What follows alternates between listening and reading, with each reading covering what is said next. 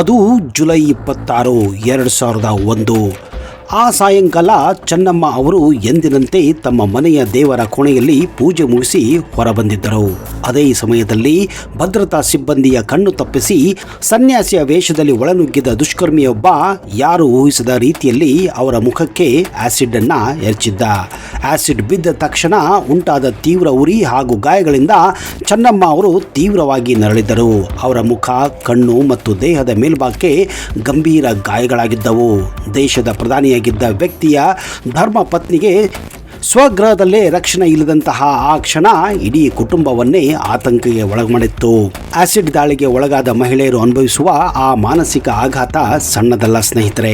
ಸಾರ್ವಜನಿಕವಾಗಿ ಗುರುತಿಸಿಕೊಂಡಿದ್ದ ದೊಡ್ಡ ಕುಟುಂಬದ ಹಿರಿಯ ಜೀವವಾಗಿದ್ದರೂ ಕನ್ನಡಿಯ ಮುಂದೆ ನಿಂತಾಗ ಕಾಣುತ್ತಿದ್ದ ದೈಹಿಕ ಗಾಯಗಳ ನೋವನ್ನು ಅವರು ಯಾರಿಗೂ ತೊಂದರೆ ಕೊಡದೆ ಮೌನವಾಗಿ ನುಂಗಿಕೊಂಡಿದ್ದರು. ಇಂತಹ ಭೀಕರ ಘಟನೆಯಿಂದ ಅನೇಕರು ಮಾನಸಿಕವಾಗಿ ಕುಗ್ಗಿ ಹೋಗುತ್ತಾರೆ. ಆದರೆ ಚೆನ್ನಮ್ಮ ಅವರು ಧೃತಿಗೆಡಲಿಲ್ಲ. ಸುದೀರ್ಘ ಚಿಕಿತ್ಸೆ ಮತ್ತು ಪ್ಲಾಸ್ಟಿಕ್ ಸರ್ಜರಿಗಳ ನಂತರ ಅವರು ಗುಣಮುಖರಾದರೂ ಆ ಕಪ್ಪು ಚುಕ್ಕೆಯನ್ನು ಅವರು ತಮ್ಮ ದೌರ್ಬಲ್ಯ ಮಾಡಿಕೊಳ್ಳಲಿಲ್ಲ. ದಾಳಿಯ ನಂತರ ದೇವೇಗೌಡರು ಹಾಗೂ ಮಕ್ಕಳು ತೀವ್ರ ಕಳವಳಗೊಂಡಾಗ ಸ್ವತಃ ಚೆನ್ನಮ್ಮನವರೇ ಧೈರ್ಯ ತುಂಬಿ ನಿಂತಿದ್ದರು. ರಾಜಕೀಯವಾಗಿ ಹತ್ತಾರು ಏರಿಳಿತ ಷಡ್ಯಂತ್ರಗಳನ್ನು ಎದುರಿಸುತ್ತಿದ್ದ ದೇವೇಗೌಡರಿಗೆ ತಮ್ಮ ಪತ್ನಿಯ ಮೇಲಾದ ಈ ಹಲ್ಲೆ ದೊಡ್ಡ ಆಘಾತವನ್ನೇ ನೀಡಿತ್ತು. ಆದರೆ ಚೆನ್ನಮ್ಮ ಅವರು ತಮಗಾದ ನೋವನ್ನ ಮರೆತು ಮರಳಿ ಎಂದಿನಂತೆ ಕೌಟುಂಬಿಕ ವ್ಯವಸ್ಥೆಯನ್ನ ಮುನ್ನಡೆಸಿದ್ದರು. ದಾಳಿಯ ನಂತರವೂ ಅವರು ಸಾರ್ವಜನಿಕ ಜೀವನದಿಂದ ಸಂಪೂರ್ಣವಾಗಿ ದೂರು ಸರಿಯಲಿಲ್ಲ. ದೇವಸ್ಥಾನಗಳ ಭೇಟಿ, ಕೌಟುಂಬಿಕ ಸಮಾರಂಭಗಳಲ್ಲಿ ಎಂದಿನಂತೆ ಭಾಗವಹಿಸುತ್ತಾ ತಮಗಿದ್ದ ದೈವ ಭಕ್ತಿ ಮತ್ತು ಆತ್ಮವಿಶ್ವಾಸದಿಂದಲೇ ಆ ಕರಾಳ ನೆನಪನ್ನ ಇತಿಹಾಸದ ಪುಟಗಳಿಗೆ ತಳ್ಳಿದ್ದರು.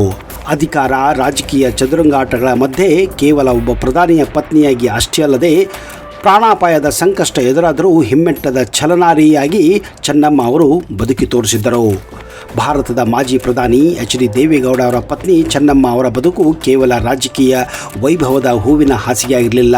ಅದರಾಚೆ ಅವರು ಕಂಡ ಕಷ್ಟಗಳು, ಎದುರಿಸಿದ ಮಾರಣಾಂತಿಕ ಸವಾಲುಗಳು ಸಾಮಾನ್ಯ ಮಹಿಳೆಯೊಬ್ಬಳ ಕಲ್ಪನೆಗೂ ಮೀರಿದ್ದು. ಅದರಲ್ಲಿಯೂ 2001 ಜುಲೈ ತಿಂಗಳಲ್ಲಿ ನಡೆದ ಆ ಭೀಕರ ಘಟನೆ ಇಡೀ ದೇಶವನ್ನೇ ಬೆಚ್ಚಿ ಬೆಳೆಸಿತ್ತು.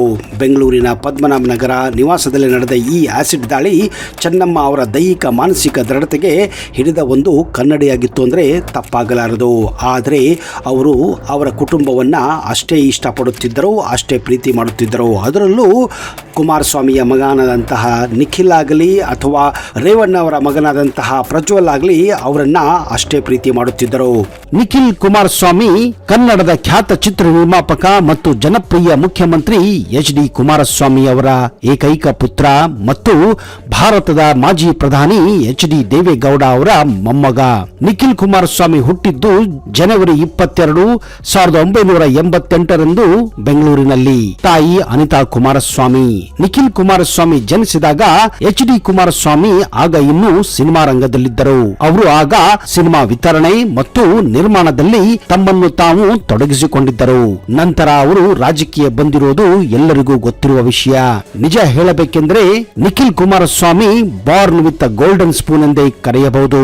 ಹೌದು, ನಿಖಿಲ್ ಹುಟ್ಟಿದಾಗಲೇ ಅವರ ತಂದೆ ಕುಮಾರಸ್ವಾಮಿ ಆಗರ್ಭ ಶ್ರೀಮಂತರಾಗಿದ್ದರು.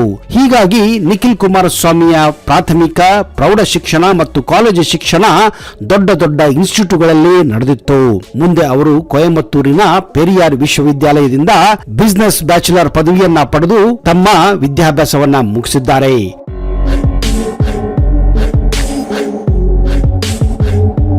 ಕುಮಾರಸ್ವಾಮಿಗೆ ಮೊದಲಿನಿಂದಲೂ ತಮ್ಮ ಮಗನನ್ನ ಹೀರೋ ಮಾಡಬೇಕೆಂಬ ಮಹದಾಸೆ ಇತ್ತು. ಕನ್ನಡ ಚಿತ್ರರಂಗದಲ್ಲಿ ಒಬ್ಬ ನಾಯಕ ನಟನನ್ನ ಪರಿಚಯಿಸಬೇಕೆಂದು ಅವರ ಕನಸಾಗಿತ್ತು. ಕಾರಣ ಅವರಿಗೆ ಸಿನಿಮಾ ಅನ್ನೋ ಹುಚ್ಚು ಆಗಲೇ ಇತ್ತು. ಆದ್ರೆ ಕಾಲೇಜು ಓದುವಾಗ ನಿಖಿಲ್ ಕುಮಾರಸ್ವಾಮಿ ತಮ್ಮ ಡಯಟ್ ಮೇಲೆ ಕಂಟ್ರೋಲ್ ಇರದೆ ಸಿಕ್ಕಾಪಟ್ಟೆ ದಪ್ಪ ಇದ್ದರು. ಆದ್ರೆ ಅನಿತಾ ಕುಮಾರಸ್ವಾಮಿಗೆ ನಿಖಿಲ್ ಸಿನಿಮಾ ಇಂಡಸ್ಟ್ರಿಗೆ ಬರುವುದು ಸ್ವಲ್ಪವೂ ಇಷ್ಟ ಇರಲಿಲ್ಲ. ಕಾರಣ ಕುಮಾರಸ್ವಾಮಿ ಮತ್ತು ರಾಧಿಕಾ ಮದುವೆಯ ಬಗ್ಗೆ ಚರ್ಚೆ ಆಗ ತುಂಬಾನೇ ನಡೆದಿತ್ತು. ಹೀಗಾಗಿ ನಿಖಿಲ್ ಅವರನ್ನ ಸಿನಿಮಾದಿಂದ ದೂರ ಇಡಬೇಕೆಂದು ಬಯಸಿದ್ದರು. ಇದ್ದರು. ಕಾರಣ ಹೆಚ್ಚು ಕಮ್ಮಿ ಆದ್ರೆ ಹುಡುಗ ಕೂಡ ಇಲ್ಲಿ ಯಾರೋ ಹೀರೋಯಿನ್ ಜೊತೆ ಓಡಿ ಹೋಗಬಹುದೆಂದು. ಹೀಗಾಗಿ ಅವರು ಮಗನ ಬಗ್ಗೆ ತುಂಬಾನೇ ಪೊಸೆಸಿವ್ ಆಗಿದ್ದರು. ಆದ್ರೆ ತಂದೆ ಕುಮಾರಸ್ವಾಮಿಯ ಕನಸಿನಂತೆ ನಿಖಿಲ್ ಅವರನ್ನ ಹೀರೋ ಮಾಡಬೇಕೆಂದು, ಒಂದು ಚಿತ್ರ ನಿರ್ಮಾಣ ಮಾಡಬೇಕೆಂದು ಕುಮಾರಸ್ವಾಮಿ ಬಯಸಿದಾಗ ನಿಖಿಲ್ ಕುಮಾರಸ್ವಾಮಿ ಕೂಡ ಅದಕ್ಕೆ ಸ್ಪಂದಿಸುತ್ತಾರೆ. ನಿಖಿಲ್ ಕುಮಾರಸ್ವಾಮಿಗೆ ಹಿಂದಿಯ ಋತಿಕ್ ರೋಷನ್ ಅಂದ್ರೆ ತುಂಬಾ ಇಷ್ಟವಂತೆ. ಹೀಗಾಗಿ ಅವರಂತೆ ಡಾನ್ಸ್ ಮಾಡಲು ಹಾಗೂ ಅವರ ಹಾಗೆ ಬಾಡಿ ಬಿಲ್ಡ್ ಮಾಡಲು ಮುಂದಾಗುತ್ತಾರೆ. ಹೀಗಾಗಿ ದಿನ ರಾತ್ರಿ ಎಲ್ಲ ಒಬ್ಬ ಟ್ರೈನರ್ ಮೂಲಕ ಜಿಮ್ ನಲ್ಲಿ ಕೊಬ್ಬನ್ನ ಇಳಿಸಲು ಮತ್ತು ಬಾಡಿ ಬಿಲ್ಡ್ ಮಾಡಲು ಕಷ್ಟಪಡುತ್ತಾರೆ. 1 ವರ್ಷ ಬಳಿಕ ಅವರು ಜಾಗ್ವರ್ ಚಿತ್ರಕ್ಕೆ ರೆಡಿಯಾಗುತ್ತಾರೆ. ಈ ಚಿತ್ರದಲ್ಲಿ ನಿಖಿಲ್ ಕುಮಾರಸ್ವಾಮಿ ಮತ್ತು ದೀಪ್ತಿ ಪ್ರಮುಖ ಪಾತ್ರದಲ್ಲಿದ್ದರು. ಜೊತೆಗೆ ಜಗಪತಿ ಬಾಬು, ರಮ್ಯಾ ಕೃಷ್ಣನ್, ಸಂಪತ್ ರಾಜ್, ಆದಿತ್ಯ ಮೆನನ್, ರವಿ ಕಾಳೆ ಇನ್ನು ಹಲವಾರು ಒಳ್ಳೆಯ ನಟರು ಪೋಷಕ ಪಾತ್ರದಲ್ಲಿ ನಟಿಸಿದ್ದಾರೆ.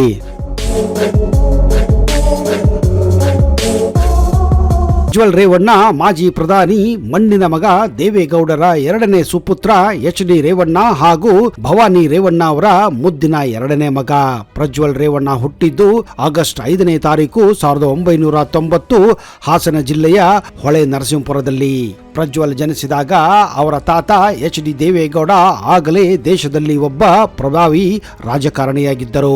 ಆ ಸಮಯದಲ್ಲಿ ಅವರ ತಂದೆ HD ರೇವಣ್ಣ ಇನ್ನೂ ಶಾಸಕರಾಗಿರಲಿಲ್ಲ. ಬದಲಾಗಿ ಅವರಿದ್ದ ಜಮೀನನ್ನ ಮಾಡಿಕೊಂಡು ಹಾಗೂ ಕೆಲವೊಂದು ಚಿಕ್ಕ ಪುಟ್ಟ ವ್ಯವಹಾರ ಮಾಡಿಕೊಂಡು ಹೊಳೆ ನರಸೀಪುರದಲ್ಲಿ ಜೀವನವನ್ನ ನಡೆಸುತ್ತಿದ್ದರು. ಅದು 1994 ವಿಧಾನಸಭಾ ಚುನಾವಣೆ ಸಮಯದಲ್ಲಿ ಪ್ರಜ್ವಲ್ ರೇವಣ್ಣ ಕೇವಲ 4 ವರ್ಷ ಇದ್ದಾಗ ಮೊಟ್ಟ ಮೊದಲ ಬಾರಿಗೆ ಹೊಳೆ ನರಸೀಪುರ ಕ್ಷೇತ್ರದಿಂದ ರೇವಣ್ಣ MLA ಆಗಿ ಆಯ್ಕೆಯಾಗುತ್ತಾರೆ. ಪ್ರಜ್ವಲ್ ರೇವಣ್ಣ ಅವರಿಗೆ ಒಬ್ಬ ಅಣ್ಣ ಕೂಡ ಇದ್ದಾನೆ. ಅವನೇ ಸೂರಜ್ ರೇವಣ್ಣ. ಅಣ್ಣನಿಗೂ ತಮ್ಮನಿಗೂ 2 ವರ್ಷ ಅಂತರವಿದೆ. ಚಿಕ್ಕವರಿದ್ದಾಗ ಪ್ರಜ್ವಲ್ ರೇವಣ್ಣ ಅವರನ್ನ ಎಲ್ಲರೂ ಚಿನ್ನು ಅಂತ ಮನೆಯಲ್ಲಿ ಕರೆಯುತ್ತಿದ್ದರಂತೆ. ಯಾಕಂದ್ರೆ ಪ್ರಜ್ವಲ್ ರೇವಣ್ಣ ತುಂಬಾ ಮುದ್ದಾಗಿ ಇದ್ದರು ಎಂದು ಅವರ ಕುಟುಂಬಸ್ಥರು ಹೇಳುತ್ತಾರೆ. ಚಿಕ್ಕವರಿದ್ದಾಗಲೇ ತುಂಬಾ ಚೂಟಿಯಾಗಿದ್ದ ಅವರು ಬಿಟ್ಟು ಬಿಡದೆ ಪಟಪಟ ಅಂತ ಮಾತನಾಡುತ್ತಿದ್ದರು ಎಂದು ಅವರ ನಿಕಟವರ್ತಿಗಳು ಹೇಳುತ್ತಾರೆ.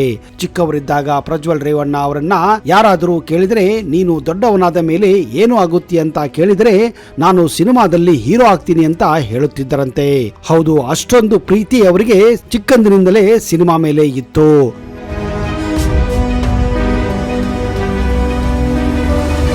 ಇರಬಹುದು. ಯಾಕಂದ್ರೆ ಅವರ ಚಿಕ್ಕಪ್ಪ ಕುಮಾರಸ್ವಾಮಿಗೂ ಕೂಡ ಸಿನಿಮಾಗಳ ಮೇಲೆ ಅತಿಯಾದ ಪ್ರೇಮವಿತ್ತು. ಇದೇ ಕಾರಣ ಅವರು ಮುಂದೆ ಸಿನಿಮಾ ಪ್ರೊಡ್ಯೂಸರ್ ಆಗಿ ಕನ್ನಡದ ಸಿನಿಮಾಗಳನ್ನು ಮಾಡಿದ್ದು ನಿಮಗೆಲ್ಲ ಗೊತ್ತಿರುವ ವಿಷಯವೇ. ಹಾಗೆಯೇ ಅವರ ಮಗ ನಿಖಿಲ್ ಕುಮಾರಸ್ವಾಮಿ ಕೂಡ ಹೀರೋ ಆಗಿರೋದು ಎಲ್ಲರಿಗೂ ಗೊತ್ತಿರುವ ವಿಷಯವೇ. ಪ್ರಜ್ವಲ್ ರೇವಣ್ಣ ತಮ್ಮ ಪ್ರಾಥಮಿಕ ಶಾಲೆಯನ್ನ ಹಾಸನದಲ್ಲಿ ಮುಗಿಸುತ್ತಾರೆ. ಮುಂದೆ ಅವರು ಇಂಜಿನಿಯರಿಂಗ್ ಮಾಡುವಗೋಸ್ಕರ ಬೆಂಗಳೂರನ್ನ ಸೇರುತ್ತಾರೆ. ಬೆಂಗಳೂರಿನ the Bengaluru institute of engineering ಕಾಲೇಜ್ನಲ್ಲಿ ಅವರು ಮೆಕ್ಯಾನಿಕಲ್ ಇಂಜಿನಿಯರ್ ಪದವಿಯನ್ನ ಕೂಡ ಪಡೆಯುತ್ತಾರೆ. ಕಾಲೇಜು ಓದುವಾಗಲೇ ಅವರ ನೆಚ್ಚಿನ ಹೀರೋಯಿನ್ ರಾಧಿಕಾ ಆಗಿದ್ದರು. ಅವರ ಗೆಳೆಯರು ಅವರು ನಟಿಸಿದ ಎಲ್ಲಾ ಸಿನಿಮಾಗಳನ್ನ ಅವರು ಕನಿಷ್ಠ ಪಕ್ಷ 2 ರಿಂದ 3 ಬಾರಿ ನೋಡುತ್ತಿದ್ದರಂತೆ ಎಂದು ಅವರು ಗೆಳೆಯರು ಹೇಳುತ್ತಾರೆ. ಎಷ್ಟೋ ಬಾರಿ ಅವರನ್ನ ಮೀಟ್ ಮಾಡಬೇಕೆಂದು ಕೂಡ ಬಯಸಿದ್ದರಂತೆ. ಹಾಗೆಯೇ ಅವರು ಮದುವೆ ಮಾಡಿಕೊಳ್ಳುವ ಹುಡುಗಿ ಹೇಗಿರಬೇಕೆಂದು ಕೇಳಿದರೆ ಅವರು ಅಪ್ಸರೆ ಆಗಿರಬೇಕು ಅಂತ ಹೇಳಿ ರಾಧಿಕಾ ಅವರ ಫೋಟೋವನ್ನ ತೋರಿಸುತ್ತಿದ್ದರಂತೆ. ಆದ್ರೆ ಕುಮಾರಸ್ವಾಮಿ ಹಾಗೂ ರಾಧಿಕಾ ಕರ್ಮಕಾಂಡ ಆದ ಮೇಲೆ ಅವರಿಗೆ ನಿಜಕ್ಕೂ ದೊಡ್ಡ ಆಘಾತ ಆಗಿತ್ತು ಎಂದು ಅವರ ನಿಕಟವರ್ತಿಗಳು ಹೇಳುತ್ತಾರೆ. ಪ್ರಜ್ವಲ್ ರೇವಣ್ಣ ಅವರಿಗೆ ಸುದೀಪ್ ಅಂದ್ರೆ ನೆಚ್ಚಿನ ನಟನಂತೆ. ಹಾಗೆಯೇ ದರ್ಶನ್ ಸಿನಿಮಾಗಳನ್ನು ಕೂಡ ಅವರು ಇಷ್ಟಪಡುತ್ತಾರೆ. ಕೆಲವೊಮ್ಮೆ ಅವರ ಚಿಕ್ಕಪ್ಪನ ಹಾಗೆ ಅವರು ಕೂಡ ಸಿನಿಮಾ ಪ್ರೊಡ್ಯೂಸರ್ ಆಗಬೇಕೆನ್ನುವ ಮಹದಾಸೆ ಇತ್ತಂತೆ. ಆದ್ರೆ ದೇವೇಗೌಡರ ಸಲಹೆ ಮೇರೆಗೆ ಓದಿನ ಕಡೆ ಗಮನ ಕೊಡಬೇಕೆಂದು ತಾಕೀತು ಮಾಡಿದಾಗ 2013ರಲ್ಲಿ ತಮ್ಮ ಇಂಜಿನಿಯರಿಂಗ್ ಪದವಿಯನ್ನ ಮುಗಿಸಿ ಅವರು ಆಸ್ಟ್ರೇಲಿಯಾಕ್ಕೆ ಹೆಚ್ಚಿನ ವಿದ್ಯಾಭ್ಯಾಸ ಮಾಡಲು ಪ್ರತಿಷ್ಠಿತ ಯೂನಿವರ್ಸಿಟಿಯಲ್ಲಿ MTech ಮಾಡಲು ಅಡ್ಮಿಷನ್ ಪಡೆಯುತ್ತಾರೆ.